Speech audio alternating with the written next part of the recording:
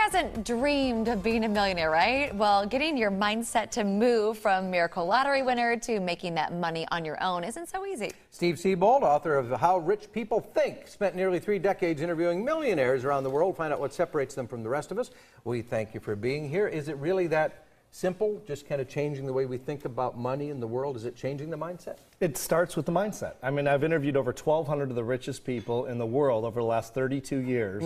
And it really starts with the way they think. Mentally speaking, they're living in a different world than the rest of us. Wow. You've written books on mental toughness. I imagine that's part of it. What is the common denominator that you found with these wealthy people? Well, they have a very healthy relationship with money. They see money not as something as like a necessary evil or the root of all evil.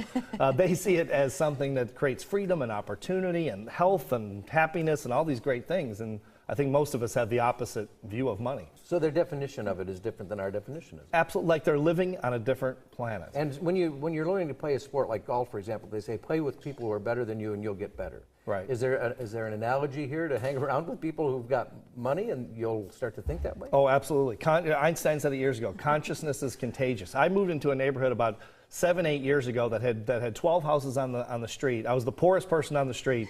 Almost all the people were billionaires except me. Billionaires. Billionaires. Some of the richest people in the country. And I bought the house just to get in the neighborhood because you can't join those clubs unless you're in that club.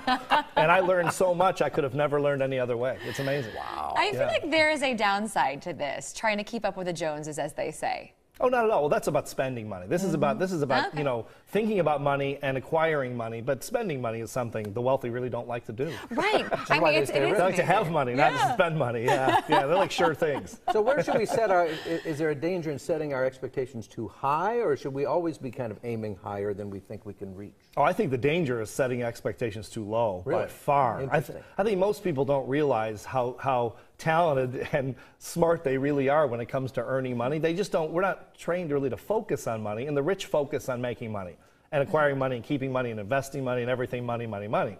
And not that it's the most important thing to them, but they do focus on it, and that's why they acquire it. Do men and women approach making money in a different way or see success in a different way from your research?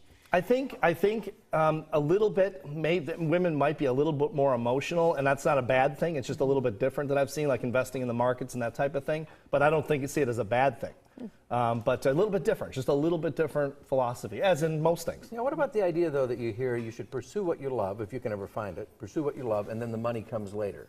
I agree. I don't think usually. I think it's a great concept. You know, and it looks good on paper. And I'm doing what I love. You guys are probably doing what you love, and I think everyone should do that. That's just my personal thing. But the money often doesn't come. But I think if you're ever going to have a shot at getting rich, it's probably going to be doing something you love to do. I mean, who should buy your book? Anyone who really has a focus, who has a desire to be rich, to not ever have to worry about money another day in their life, and that's really what it's about.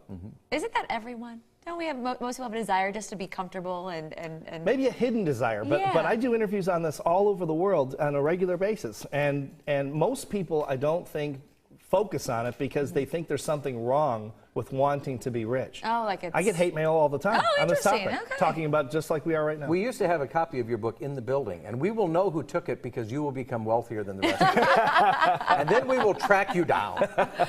Thank you so much. We'll have a link to Steve's website at ours, kclive.tv later on today. We appreciate you being here.